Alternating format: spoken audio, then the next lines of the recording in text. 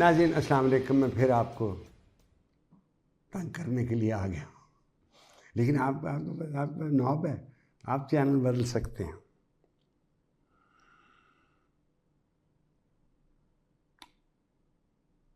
हमारी जमहूरियत हाइब्रिड जमहूरियत है, मिली जुली है। मैं किसी प्रोग्राम में कह बैठा हूँ कि फ़ौज ने कितनी देर से वो मदद कर रही है सिविलियन गवर्नमेंट की। तो जब कोई मदद करता है तो वो बढ़ जाता है ना, आगे अपनी हदूद से बढ़ जाता है। हमारे पास जो यूके में डेमोक्रेसी है वो नहीं है, आई नहीं। Unfortunately we didn't have it. Quaid Azam रहमतुल्लाह का खिलाफ कोई थियोक्रेसी थी जो ईरान में है? बिल्कुल नहीं थी। डेमोक्रेटिक लिबरल डेमोक्रेसी, ये था कायद आज़म। 90% तो अंग्रेज थे। जैसे इंडिया के भी जवाहरलाल नेहरू जब वज़ीर आज़म बने तो आपने कहा I am the first Indian English prime minister, उन्होंने भी कहा हुआ था। मुझे आप कहते हैं पाकिस्तान की, हिंदुस्तान का, आप दूसरा सवाल आपका ये था कि हिंदुस्तान के पास इतना फॉरेन एक्सचेंज है, हमारे पास क्यों नहीं है? भाई नहीं है, हम उधार लेते हैं। मैं हैरान हो जाता हूँ कि हमारी हुकूमतों को जब उधार मिलता है, चाहे वो IMF से मिले, एशियन डेवलपमेंट बैंक से मिले, वर्ल्ड बैंक से मिले, ये तीनों समझो अमरीकी इदारे हैं, उनके हुक्म के बगैर कोई बात नहीं थी। तो हम खुशियां मनाते हैं, हो जी 1 बिलियन का लोन मिल गया। यार जो भी कर्जा लेना वो वापस नहीं करना।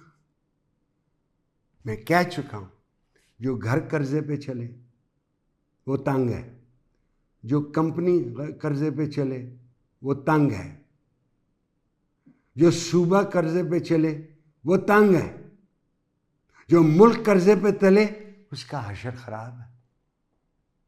There's nothing we can do about it. अभी तो मैं फिर कहता हूं, अभी आप शुक्र करें किसानों का कि हमारे पास सब्जियां भी हैं, हमारे पास अनाज भी है, हमारे पास चावल भी है और शक्करकंदी भी है, जिसे हम स्वीट पोटैटो कहते हैं अंग्रेजी में। शुक्र करें। कर्जा होता हम उसे रोल ओवर कर लेते हैं। और जी हम गए हैं यूनाइटेड अरब रिपब्लिक और हमने रोल ओवर करा लिया। हम गए हैं चीन, हमने रोल ओवर करा लिया। रोल ओवर का क्या मतलब है? खत्म हो गया, वो देना है ना।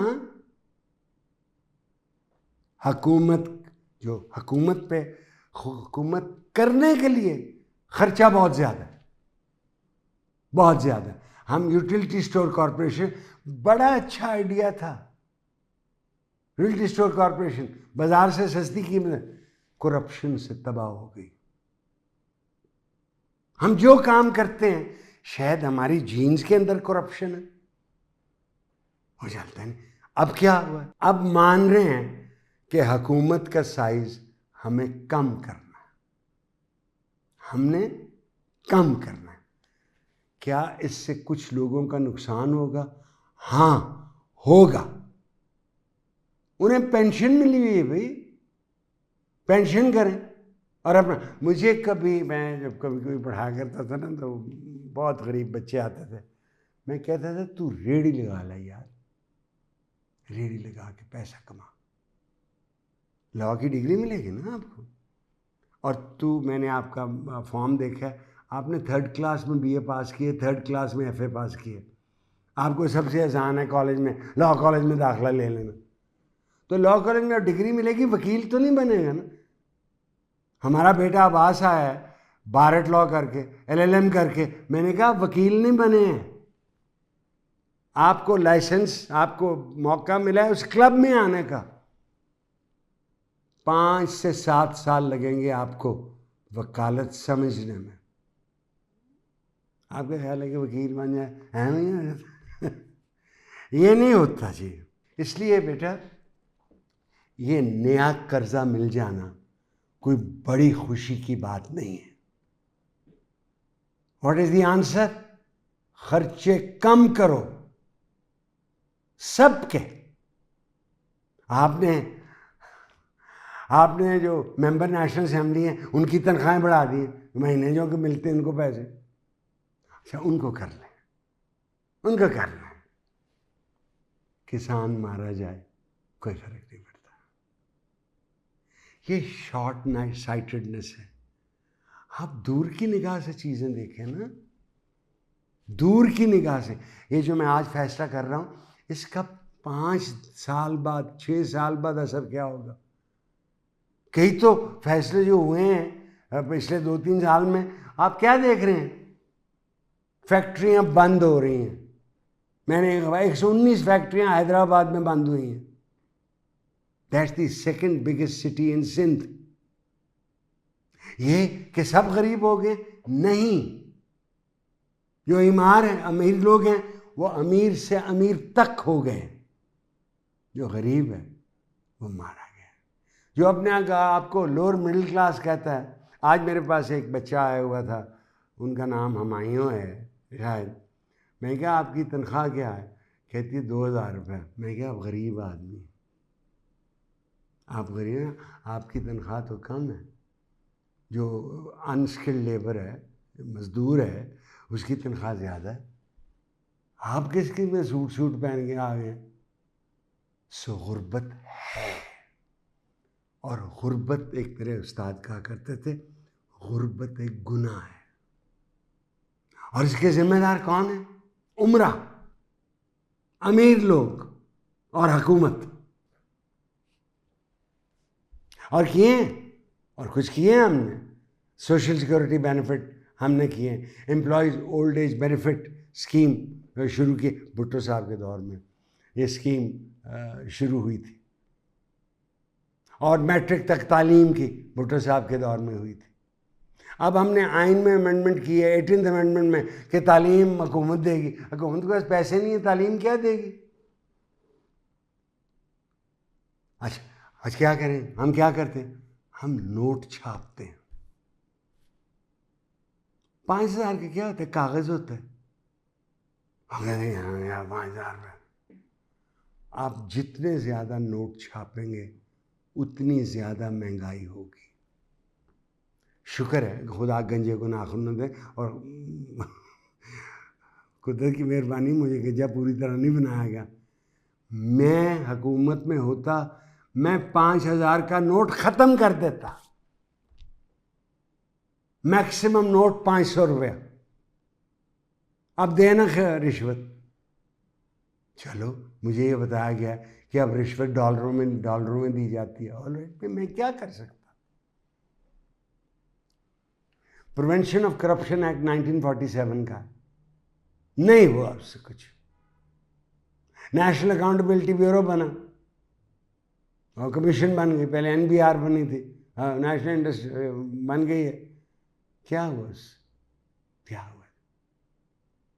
ये मैं फिर से खफा नहीं होना अगर खफा होना तो ईंट नहीं मारनी।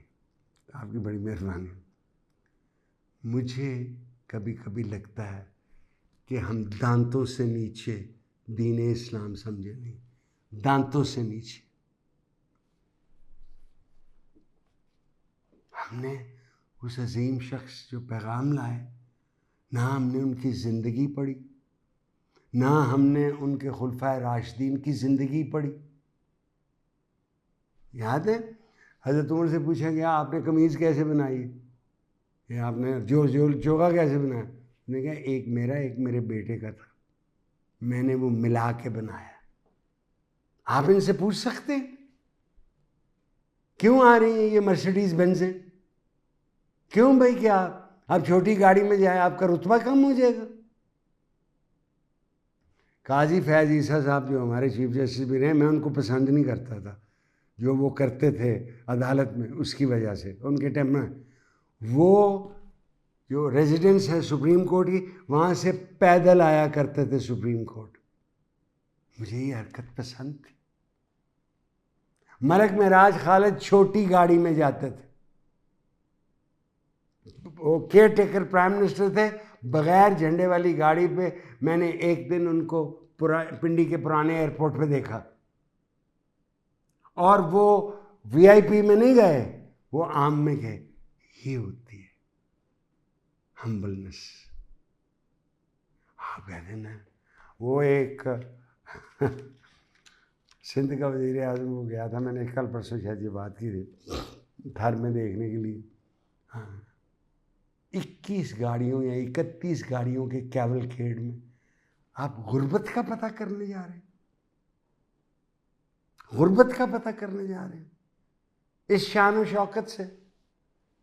क्या हुआ है जब रसूल मकबूल मदीना पहुंचते हैं, वो तो नहीं ऊँट पे बैठे हुए थे, हज़रत अबू बकर बैठे हुए थे। और फिर उन्होंने सैगास्ट्री देखे, उनके जहन देखें, अकल देखें, कहाँ हर पे शौक था कि आ रहे हैं हमारी तरह ठहरे। उन्होंने कहा जहाँ ऊँटनी खड़ी होगी मैं उस घर में ठहरूंगा जब तक मस्जिद नहीं बनी। और मस्जिद भी क्या थी, अब तो ये जो ऐसी अब तो नहीं थी ना, छोटी सी। सो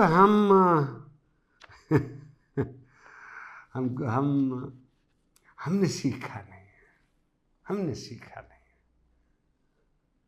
कुरान हकीक की तरफ पाँव नहीं करने, पाँव नहीं करने,